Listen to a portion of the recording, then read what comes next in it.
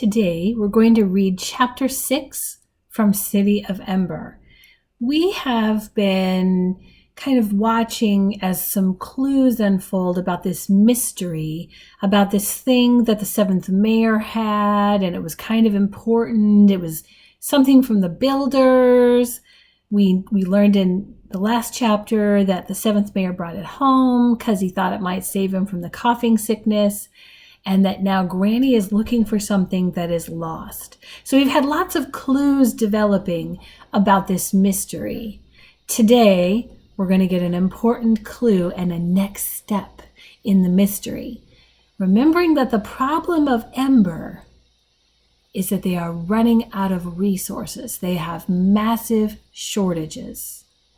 So today, as we read Chapter 6, keep both of those things in mind, the mystery and the shortages. Chapter 6 is called The Box in the Closet. Here we go. It was strange how people didn't talk much about the blackout. Power failures usually aroused lively discussion, with clumps of people collecting on corners and saying to each other, "Where were you when it happened?" And "What's the matter with the electricians? We should kick them out and get new ones." And that sort of thing. This time, it was just the opposite. When Lena went to work the next morning, the street was oddly silent. People walked quickly, their eyes on the ground. Those who did stop to talk spoke in low voices, then hurried on their way.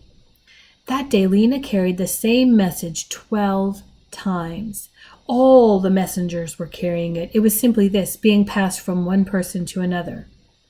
7 minutes. The power failure had been more than twice as long as any other so far. Fear had settled over the city. Lena felt it like a cold chill. She understood now that Dune had been speaking the truth on assignment day. Ember was in grave danger. The next day, a notice appeared on all the city's kiosks. "Town meeting. All citizens are requested to assemble in Harkin Square at 6 p.m. tomorrow to receive important information. Mayor Lamander Cole." Kind of important information, Lena wondered. Good news or bad? She was impatient to hear it. The next day, people streamed into Harkin Square from all 4 directions, crowding together so close that each person hardly had room to move. Children sat on the shoulders of fathers. Short people tried to push toward the front. Lena spotted Lizzie and called a greeting to her. She saw Vindy Chance, too, who had brought her little brother. Lena had decided to leave Poppy at home with Granny. There was too much danger of losing her in a crowd like this. The town clock began to strike. 6 vibrating bongs rang out, and a murmur of anticipation swept through the crowd. People stood on tiptoe, craning to see. The door of the gathering hall opened, and the mayor came out, flanked by 2 guards.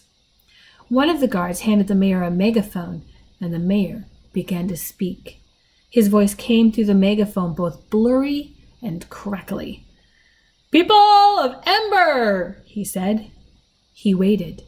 The crowd fell silent, straining to hear. "People of Ember," the mayor said again. He looked from side to side. The light glinted off his bald head. "Our city has experienced some slight difficulty.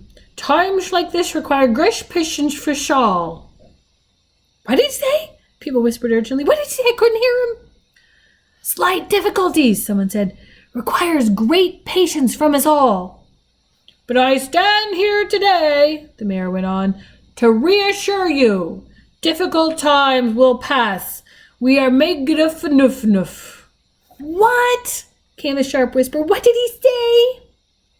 Those near the front passed word back. "Making every effort," they said. "Every effort." "Louder!" someone shouted.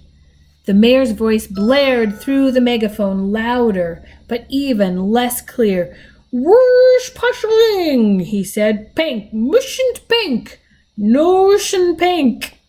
"We can't hear you," someone else yelled. Lena felt a stirring around her, a muttering. Someone pushed against her, forcing her forward. He said we mustn't panic, someone said. He said panic is the worst possible thing. No reason to panic, he said. On the steps of the gathering hall, the two guards moved a little closer to the mayor. He raised the megaphone and spoke again. Solutions, he bellowed, are being found. Solutions, the people in front called to the people in back. Solutions are being found, he said. What solutions? Called a woman standing near Lena. People elsewhere in the crowd echoed what the woman had said. What solutions? What solutions? Their cry became a chorus, louder and louder. Again, Lena felt the pressure from behind as people moved forward toward the gathering hall. Jostling arms poked her, bulky bodies bumped her and crushed her. Her heart began to pound. I have to get out of here, she thought. She started ducking beneath arms and darting into whatever space she could find, making her way toward the rear of the crowd. Noise was rising everywhere. The mayor's voice kept coming in blasts of incomprehensible sound, and the people in the crowd were either shouting angrily or yelping in fear of being squashed. Someone stepped on Lena's foot, and her scarf was half yanked off. For a few seconds, she was afraid she was going to be trampled. But at last, she struggled free and ran up onto the steps of the school. From there, she saw that the two guards were hustling the mayor back through the door of the gathering hall. The crowd roared, and a few people started hurling whatever they could find, pebbles, garbage, crumpled paper, even their own hats. On the other side of the square, Dune and his father battled their way down Gilly Street. Move fast, his father said. We don't want to be caught up in this crowd. They crossed Broad Street and took the long way home through the narrow lanes behind the school. Father, said Dune as they hurried along, the mayor's a fool, don't you think? For a moment, his father didn't answer. Then he said, he's in a tough spot, son. What would you have him do? Not lie, at least, Dune said. If he really has a solution, he should have told us. He shouldn't pretend he has solutions when he doesn't. Dune's father smiled. That would be a good start, he agreed. It makes me so angry, the way he talks to us, said Dune. Dune's father put a hand on Dune's back and steered him toward the corner. Great many things make you angry lately, he said. For good reason, said Dune. Maybe. The trouble with anger is it gets hold of you, and then you aren't the master of yourself anymore. Anger is. Boy, kiddos, that is true, true, true. It's right to be justifiably angry about things that are wrong, but if you let the anger be in control, it's the master. Dune's father is speaking a real big truth here. Let's keep reading. Dune walked on silently. Inwardly, he groaned. He knew what his father was going to say, and he didn't feel like hearing it. And when anger is the boss, you get, I know, said Dune, unintended consequences. That's right. Like hitting your father in the ear with a shoe heel. I didn't mean to. That's exactly my point. They walked on down Pibb Street. Dune shoved his hands into the pockets of his jacket and scowled at the sidewalk. Father doesn't even have a temper, he thought. He's as mild as a glass of water. He can't possibly understand. Lena was running. She'd already dismissed the mayor's speech from her mind. She sped by people on Otterwell Street going back to open their stores and overheard snatches of conversation as she passed. Expects us to believe, said one voice. He's just trying to keep us quiet, said another. Heading for disaster, said a third. All the voices shook with anger and fear. Lena didn't want to think about it. Her feet slapped the stones of the street. Her hair flew out behind her. She would go home. She would make hot potato soup for the three of them, and then she would take out her new pencils and draw. She climbed the stairs next to the yarn shop 2 at a time and burst through the door of the apartment. Something was on the floor just in front of her feet, and she tripped and fell down hard on her hands and knees. She stared. By the open closet door was a great pile of coats and boots and bags and boxes, their contents all spilled out and all tangled up. A thumping and rattling came from inside the closet. "Granny?" More thumps. Granny's head poked around the edge of the closet door. "I should have looked in here a long time ago," she said. "This is where it would be, of course. You should see what's in here."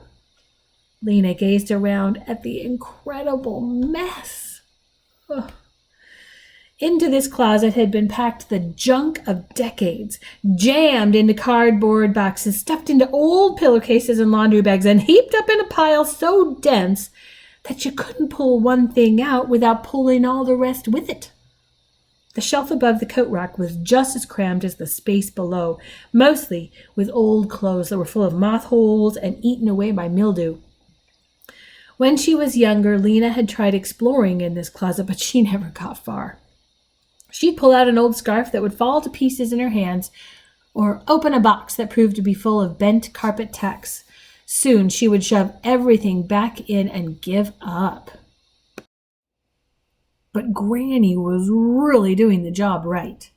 She grunted and panted as she wrenched free the closet's packed-in stuff and tossed it behind her. It was clear that she was having fun. As Lena watched, a bag of rags came tumbling out the door, and then an old brown shoe with no laces. "Granny," said Lena, suddenly uneasy, "where's the baby?" "Oh, she's here," came Granny's voice from the depths of the closet. "She's been helping me." Lena got up from the floor and looked around. She soon spotted Poppy. She was sitting behind the couch in the midst of the clutter. In front of her was a small box made of something dark and shiny. It had a hinged lid, and the lid was open, hanging backward. "Poppy," said Lena, "let me see that." She stooped down. There was some sort of mechanism on the edge of the lid, a kind of lock, Lena thought. The box was beautifully made, but it had been damaged. There were dents and scratches in its hard, smooth surface. It looked as if it had been a container for something valuable, but the box was empty now. Lena picked it up and felt around in it to be sure. There was nothing inside at all. "Well, there was something in this box. Was there something in this box, Poppy? Did you find something in here?" But Poppy only chortled happily. She was chewing on some crumpled paper. She had paper in her hands, too, and was tearing it. Shreds of paper were strewn around her. Lena picked one up. It was covered with small, perfect printing. Well, a big clue about the mystery of the instructions that were given by the builder, and more information about the problem of Ember. More to come in Chapter 7.